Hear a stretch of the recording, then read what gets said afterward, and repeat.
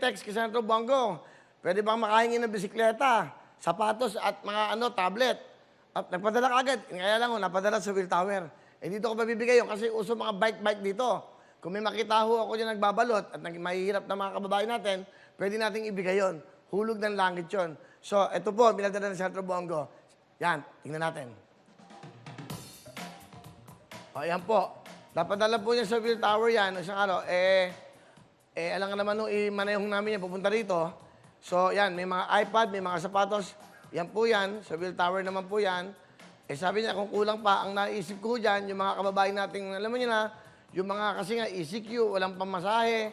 Oho, ibamigay natin sa mga nagtatrabaho. Yan, meron siyang tablet, meron din mga sapatos. Ayan, yan yung mga pinamigay niyang bisikleta. Pag kulang pa rin ho, mamimigay pa tayo. Kaya maraming salamat kay Senator Bongo. Isang text lang, pinadala niya kagad. Ayan o, bisikleta po yan. And then yung sapatos. Ayan, okay. So, ayan po. Again, maraming salamat, Senator Bongo.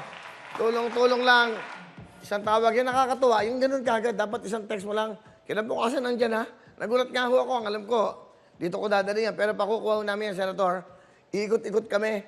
Yung ating mga kababayan dito sa Clark. Kasi dito, mas magandang mag-bike dito, mas safe. Pero yung mga nagbabalot, baka pwedeng lagyan ng, di ba? Yung buhay ba na simple lang, pero malaking bagay sa kanila yan. Okay, so yan. Maraming salamat. Meron tayong bisikleta, meron tayong tablet, at meron...